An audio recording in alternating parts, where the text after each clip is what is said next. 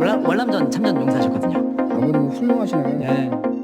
여러분은 베트남에 대해 어떻게 생각하시나요? 저는 원래도 빨간 바탕에 노란별이 그려진 국기를 쓰는 나라는 기본적으로 신뢰하지 않는 생각이 있습니다. 한두 번도 아니고 한국인을 이용만 하려 하고 뒤통수 치는 일이 반복되니 의심이 확신이 되는 단계까지 이른 건데요. 물론 일부 선량한 시민들도 있을 수 있다는 것도 압니다. 많은 분들이 여행 가시는 것도 알죠. 하지만 언제까지 우리 한국인들이 이런 친일 국가에게 뒤통수를 맞아야 하는지 모르겠습니다. 심지어 자신들을 쳐들어온 미국은 그렇게 좋아하면서 자신들을 식민지화했던 일본과 프랑스는 그렇게 선망하면서 한국에는 왜 이렇게까지 열등감을 품고 귀찮게 구는 걸까요? 이제는 베트남 정말 하루빨리 손절해야 할 나라인지 모르겠습니다. 많은 분들은 다 알면서 가놓고 그 나라 욕하면 어떡하냐고 잘난 척하기도 합니다. 그런데 베트남은 뼛속까지 한국의 열등감과 질투심이 가득한 대표적인 친일 국가입니다. 그리고 최근에는 오징어 게임에 꼭지가 돌았다고 합니다. 그래서 오늘은 최근 베트남에서 진지하게 공산당 산하의 우리로 치면 문화체육관광부에 해당하는 영화국에서 넷플릭스의 드라마를 삭제할 것을 요구했다는 소식까지 들릴 정도로 진지하게 전개되고 있는 오징어 게임 2 시청 반대 운동의 전말에 대한 이야기 이모저모를 전해드리려고 합니다. 먼저 잠시 저희 광화문 브리핑 채널 구독 설정도 부탁드리고요. 전 세계 차트를 올킬하고 있는 오징어 게임 2가 유독 베트남에서만큼은 공산당과 극우 세력을 중심으로 보이콧 운동이 일어나고 있다는 소식이 들려오며 전 세계에선 어이없다는 반응이 쏟아지고 있습니다. 국중 해병대 출신인 강하늘의 아버지가 월남전 참전 용사셨거든요. 훌륭하시네 하는 대사에 베트남 사람들이 불쾌하다는 여론이 일어나고 있는 건데요. 베트남 현지 매체인 토이 트레지는 베트남 공산당 영화국이 오징어 게임 2에 대한 심의에 착수했다는 사실을 밝히며 곧 금지령이 내려올 것이라는 내용을 후속 보도하기에 이릅니다. 그래서 또 얘네는 무슨 일이야 하면서 궁금한 마음에 살펴보니 헛웃음이 나오는 수준입니다. 현지에서 논란이 된 장면은 강대성이 해병대로 군복무를 했다고 밝히는 그 딱 한 부분이었습니다. 그렇게 귀한 아들을 해병대를 보냈냐는 박정배의 말에 강대성이 아버지가 월남전 참전 용사십니다 라고 답했고 이에 박정배는 아버지가 대단하신 분이네 라며 치켜세운 단 10초 정도의 분량 때문이었는데요.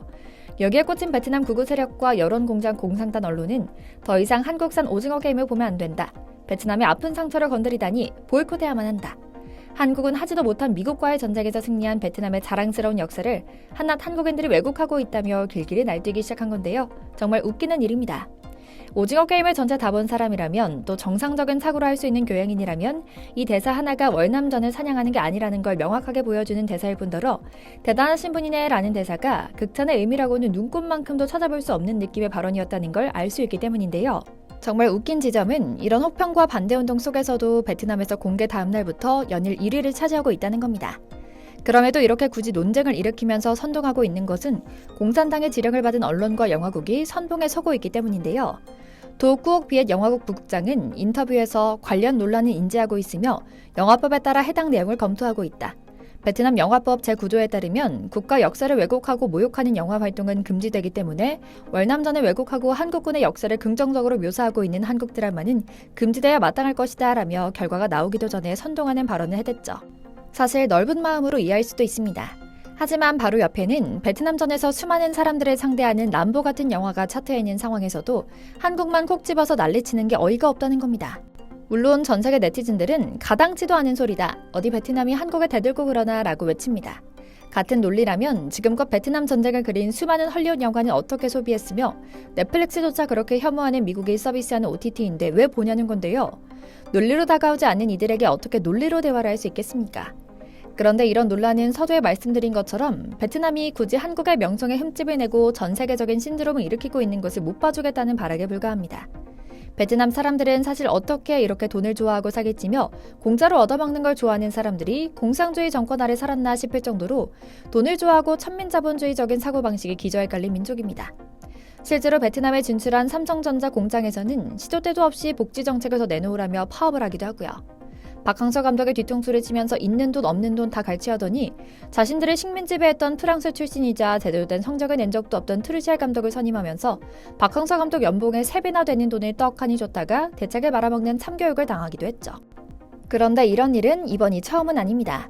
이미 2022년에도 베트남 넷플릭스에서 인기 순위 1위를 달리는 한국 드라마 작은 아씨들을 콕 짚어서 한국인들이 역사를 왜곡하고 베트남을 모욕하는 등 법을 위반했다는 이유로 현지에서 서비스를 중단한 일도 있었거든요. 이처럼 이런 베트남 내 반한, 더 나가서 혐한 감정은 뿌리 깊은 역사가 있습니다. 베트남은 중국과 같은 여전한 공산당 독재 국가이기 때문에 그에 따른 전체주의적 교육으로 인해 베트남의 실제 수준이나 현실과 동떨어진 자국 우월주의적 의식이 강한 국가 중 하나입니다. 제 의견이 아니라 전 세계적으로 팽배한 인식이자 사실인 건데요. 게다가 앞서 말씀드린 것처럼 베트남 전쟁 때 월남과 베트콩으로 갈라져서 싸울 때 한국이 월남의 동맹으로 참전했었는데 이후 남베트남이 전쟁에서 패배하고 북베트남으로 공산화가 되면서 적국이었던 한국에 대해서 안 좋은 인식 또한 자리 잡은 것도 사실이죠. 그래서인지 베트남 사람들의 역사의식 속에 이미 뿌리 깊은 혐한의 씨앗이 심겨져 있는 모습인데요. 경제 성장에서도 한국은 도저히 따라잡을 수 없는 나라이자 시기와 질투의 대상이 된 점이 그 씨앗을 키웠다는 분석도 나옵니다. 공산국으로 전환된 베트남은 선진국의 국가 성공 모델을 연구해 왔는데요. 70년대 공산당의 리더들 입장에서 일본은 이미 당대 세계적인 경제 대국이 돼 있었기 때문에 따라갈 수가 없는 나라였기 때문에 한국과 필리핀, 태국을 롤모델로 삼고 경제 개발을 했다고 합니다.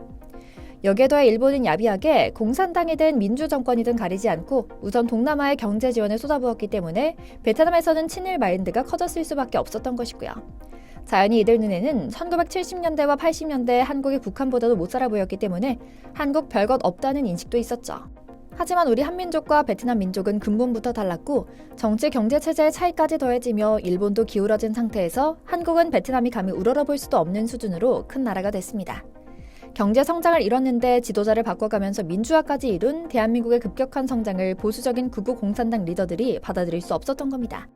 여기에 더해 넷플릭스다 K-팝이다 하면서 문화 강국으로 전 세계를 호령하고 한국인 감독이 와야만 베트남 축구가 제대로 돌아가는 걸 보니 베트남 사람들 입장에서는 미치고 팔짝들 노릇이니 공산당에서 나설 수밖에 없었을 겁니다. 그런데 가장 어이없는 것은 정작 베트남 사람들은 오징어 게임2가 넷플릭스 1위를 기록할 정도로 한국 문화에 심취해 있는 상황 속에서 공산당이 이런 식으로 여론몰이를 하는 이중 플레이를 하고 있다는 점입니다. 뿐만 아니라 정작 베트남 전쟁을 주도한 미국에 대해서는 현미 같은 게 없는 것만 봐도 베트남의 혐한에는 자기들 딴에는 만만하게 보던 한국이 자신들을 압도하고 세계 유수의 선진국들과 어깨를 나란히 하는 선진국이 된 것에 대한 시샘과 자격지심이 기저에 깔려있다고밖에 볼 수 없는 점도 특징적입니다.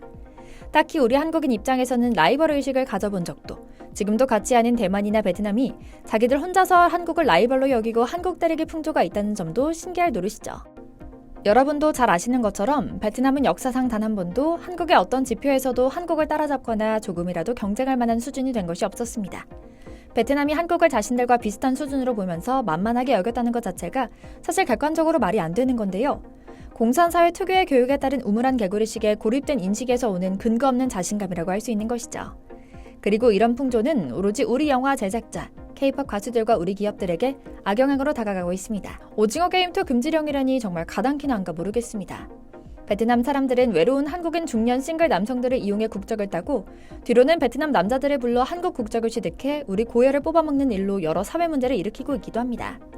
우리 역시 베트남을 단순히 귀찮은 존재, 가소로운 존재로만 보고 무시하기보다는 이제는 두 눈 똑바로 뜨고 경계해야 할 시기가 아닌가 하는 생각하며 오늘 영상 마치겠습니다. 저희 광화문 브리핑 채널 구독, 좋아요도 부탁드리고요. 오늘도 시청해주셔서 감사합니다.